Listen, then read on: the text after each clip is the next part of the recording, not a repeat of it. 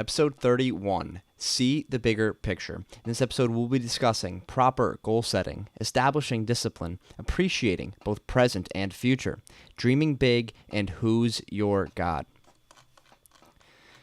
31 episodes, 31 weeks later. Guys, this is just, it's crazy where time goes. It really does. And, you begin to realize that some of the things, like I'll even explain in this episode here, like things you're passionate about, like the podcast stuff, when you throw into a busy schedule, it definitely feels a bit burden, like a burden at times.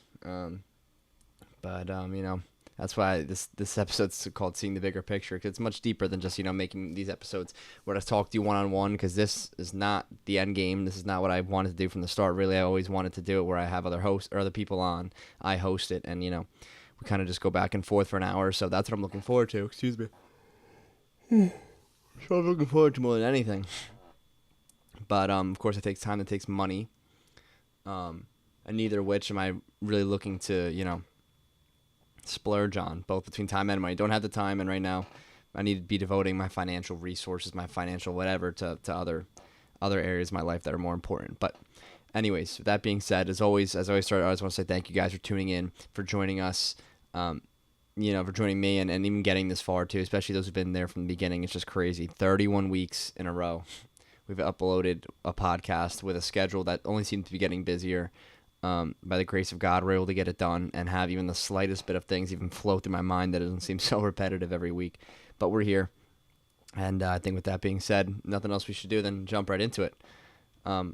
Also, before I move forward, I do want to mention, though, like I said in the last episode, right at the end there, that would have been the day before week 1 of the run club my buddy and I started.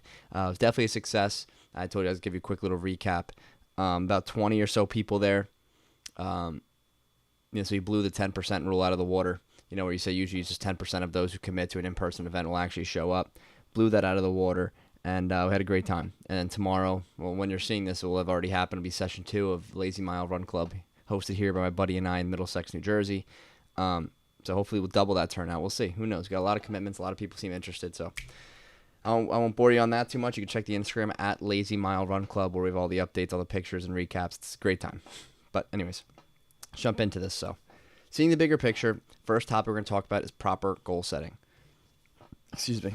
Proper goal setting is the only thing that gives me the slightest bit of peace when it comes to everything I've decided to pursue at once. Having so many things lingering, leaving uncertainties at every turn is exhausting. You may find yourself drained to the point where you feel as if you'll pass out the second your head hits the pillow. Instead, this is when your brain goes into overdrive. Now that the distractions of our day have vanished, our mind usually goes directly to the one thing we're unsure of, or multiple things. Whether it's a decision to be made or an unpredictable outcome, you're left rolling in bed until 2 a.m. with an alarm set for 6. I'm here to tell you that if you don't devote intentional time to fixing this, it will not subside on its own. And now I put intentional time in there because it's not just be one of those things where you just, you feel kind of crappy late at night when you lay your head down. You're like, no, maybe like give it a couple minutes and then you try and figure this out, or I'll sit up and, oh, excuse me, oh, my goodness, sorry. It's one of those things where it just kind of drifts and fades away with time if you just keep doing your thing. No, that's not going to happen, at least not in my experience. You have to actually treat it. You have to treat your goals, treat everything in your life with structure, or else it's just a 1,000 moving parts. And the more you take on, the more it is for your brain to handle, and then it turns into stress and anxieties and worries and things that is not necessary. Because a lot of stuff you take on may just be passion projects. It's not always these crazy responsibilities, but things you're passionate about and want to pursue for the long run. And you think just because it's more of a passion than it is a burden, that you don't have to really treat it and nurture it as if it were, a work or something like that, a work-related topic, that is. You're wrong. You're very, very wrong. A lot of 90% of what I pursue is not related to work. Just things for the long run, things I want to pursue, and I have to treat them like as if it is work when it comes to structuring and scheduling and whatnot, because it'll just never get done, and I'll never get a wink of sleep, right? So this leads into establishing discipline. The story of discipline is as old as time. What I've learned is that as you get older and pursue new things, you realize just how important discipline is. For me, it's been fitness. Fitness has been a huge part of my life for the past 6 years, going back to when I first discovered the art. For a long while, it was truly my passion and addiction. I simply could not get enough of it. However, when I got older and life took its course, both the gym and running became more like a discipline than anything else. This became This can become, so incredibly frustrating. Feeling like the one thing you were once on fire for is now something you have to drag yourself to do. This is the sticking point in which people pursue health and well-being for the long run versus those who give in to their busy schedules and give a back seat to their health. So long story short, discipline will never not be vital. Yes, at times you want to just let go and forget about everything in times of desperation. And we're human. Of course, this is expected. Proverbs chapter 24, verse 16 tells us a righteous man may fall 7 times, but he rises again. You'll fall on your face far more than you'll succeed in this life. You just got to keep getting up, keep rolling with the punches. Not how many times you could get, not how hard you could hit. How about how many times you can get hit and keep moving forward? The great Rocky Balboa, legendary quote, and it's true. Doesn't matter how hard you hit, no matter how much you go on the attack, how much money you make. It's just about in regard to worldly success, but it's just about how you just roll with the punches, man. That's really what it is. That'll never end. That'll never stop. And if you can't handle it, if you can't handle the heat, get out of the kitchen, right? You wanna take on these incredible feats and really try and make something of yourself, but you're afraid of when the going gets tough, then don't even bother. And it's one thing if you're gonna be afraid and you want to embrace it and try fighting through it. If you're just saying that straight up you can't handle it from the get, don't even bother, right? And I mean that with love. Please believe me. Appreciating both present and future. The one balance I've always wrestled with is how to properly appreciate the present while also remaining extremely focused on my future. Oftentimes, the people around us tend to lean far in one direction, and when you take a step back to observe, it's quite easy to see exactly how each side is extreme. The present is beautiful. No matter how tough of times you may be experiencing, you can't ever get it back. And even in the midst of the darkest times this life has to offer, there's always something positive to take away. One of which being life goes on. It doesn't stop for you, for me, or anybody. The clock keeps ticking and will until the end of time. It's when we focus on the promises of Christ that we receive his divine peace. Of course, this takes time, usually a very long time, and people don't like to hear that, myself included. I've been living in one of the toughest times of my life, and quite frankly, I have no idea how this will ever subside. It's from the promises of the Lord alone that I find even the smallest slivers of peace. The future has been what I've held on to the longest. Dating back to high school, when I'd feel left out of friend groups, hangouts, etc., I'd tell myself, it's fine. I'll put my head down and grind and make them pay down the road. Making them pay meaning I'll be rich and famous, they'll be jealous, the whole 9 yards. Can't describe the teenage boy mindset better than that, right? Now that I've grown older and matured at a younger age, FOMO is non-existent. For those who are not up to terms with the acronyms these days, if that's even the right word for that, but FOMO, fear of missing out. The feeling you get when you don't get invited somewhere, or when you feel like, oh, your buddies are doing this, or your girlfriends are doing that, and you weren't there. Yeah, that's a high school thing for me. I'm so focused on my future and the things to come that I'm able to grind, put that in quotes there, while not caring about the foolishness around me. Although social media and all the millionaire gurus may encourage this message, the hard truth coming from somebody who has lived like that for a very long time, anyone of my friends could second that. When it comes to being able to just do my own thing and not care what's going on in the world. I'm not saying that I'm some multimillionaire, successful, whatever. I'm saying being able to just do my own thing and not care about going out or doing what anyone else is doing. Anyone could second that statement. But the hard truth is that you're letting your life pass away without even realizing it. I'm a firm believer that tomorrow is not promised. This is an ideology formed by my faith, and that the return of Christ will be in a moment we least expect. At the end of the day, we're only getting older. Not only us, but our loved ones as well. When you start putting things in this sort of perspective, it definitely makes you want to hit the brakes and appreciate whatever it is you already have. And don't get me wrong, it's still tough to do that. You can't, unless you live out in the countryside or you live somewhere beautiful where you can just step outside and just be in awe of the sky and of your surroundings and nature. It's definitely not easy to just be still and appreciate. It definitely, your circumstances tend to play, or your environment tends to play a big role in that. And we are not all, blessed with the opportunity to live out somewhere like absolutely gorgeous. But point being is that life itself, in and of itself, is beautiful. Your family, friends, whatever you may have. that it's tough to live like that. But when you can find ways just to wiggle that in there and appreciate what it is you do have, it's definitely very, very, very important, and gives you a little bit more peace when you find those times of vulnerability and you're questioning and regretting things. You could tell yourself with confidence that you did spend time with your loved ones, spend time doing things that actually matter, things that will be eternal, not things that are for this life and this world only. Right? It gives you a little bit of peace. Dreaming big.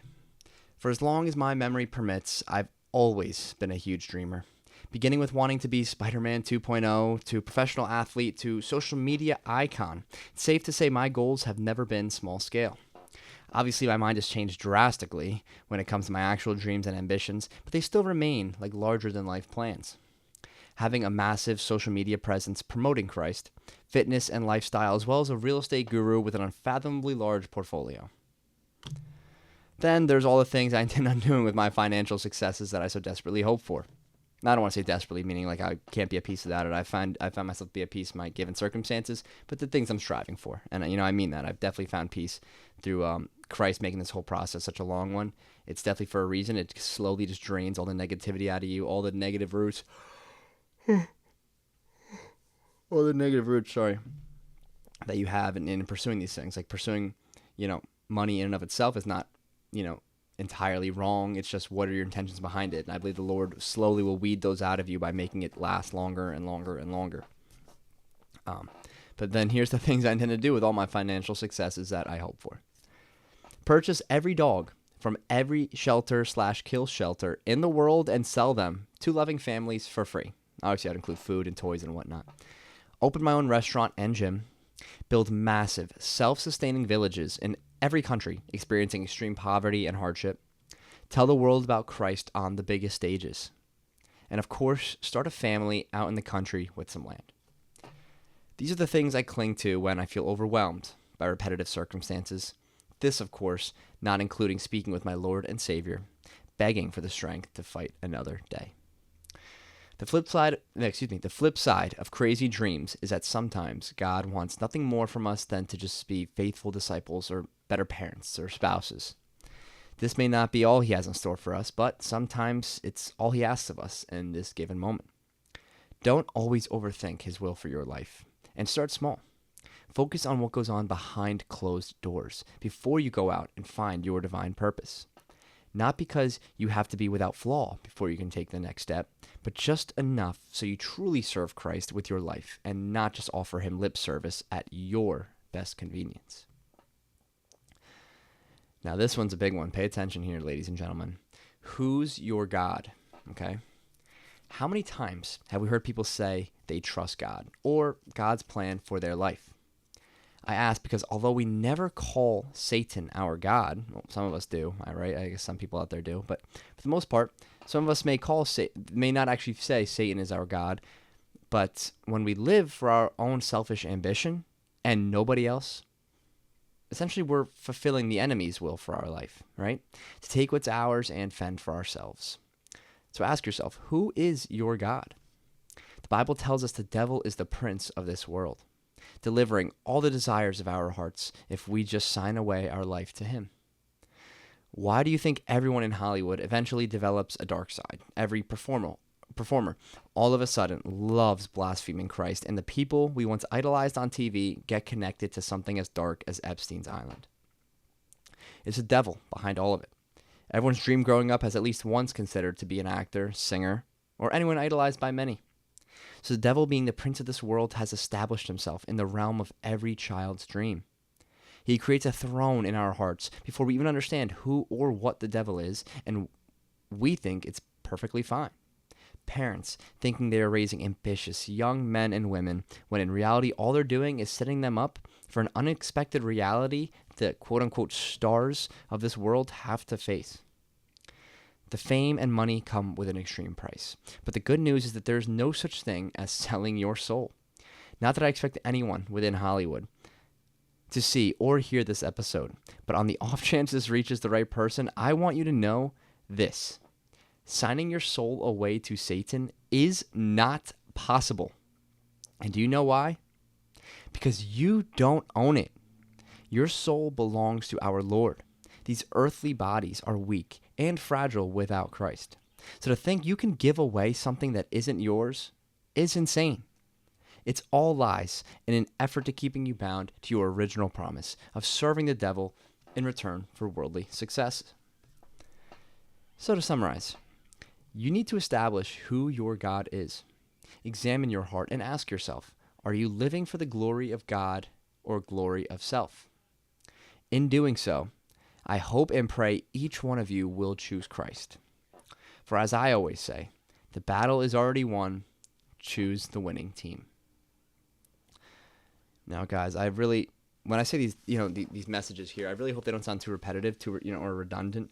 Because I know I try and cover different things as much as I can, but I only have one brain with so much knowledge and wisdom, if you want to call it that, to offer. But eventually, I will definitely get guests out on here, and I will be picking their brain as well. People who I consider to be much more educated than myself. I've experienced a lot more than I. These are all things I want you to understand that. When I say like spouse, for example, no, I'm not married. I don't even have a girlfriend or anything.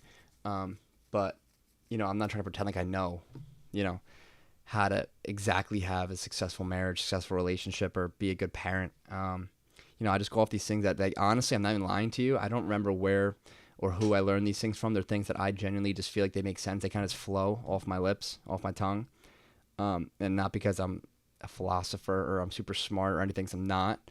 I just believe it comes from my faith and from scripture and from trying to, pick away the little bits here and there that make most sense to me about, what it is we are to pursue, and for what reasons. And I guess it just hopefully makes sense to some of you. Hopefully, you put some of it into practice and give me the feedback, no matter how rough or harsh it may seem. I'm not here to be right, just here to try and, steer you guys in the right direction, and then hopefully, receive that same sort of guidance from you guys in return without even realizing it, because it's definitely worked. It really has. So with that being said, I'll wrap things up, guys. I want to kind of stray away from the idea of, yes, I want to elaborate on everything I talk about. But in the same right, I think it's best I keep these as short and to the point as possible. That way you guys are just getting the most, efficient content out of me. You're getting the most effective content and not too much, babbling and whatnot, because I just tend to talk a lot. But I think that sums it up. If you ever want me to go into deeper, descriptions, anything, or elaborate on anything any further, as always, just let me know. And I hope some of this makes sense. Hope some of this helps in even the slightest way. Every once in a while I'll get a message here or there that says it really does help and that, they needed to hear this, which is great. But I'd love to get into a deeper conversation with some people if it's ever needed. I'm always here for you guys. So that being said, thank you as always. You guys are the best. I love you all. Hope you enjoy your weekend by the time you're seeing this. I'll fill you in on the Run Club session 2 this week. And may God bless you all. Peace.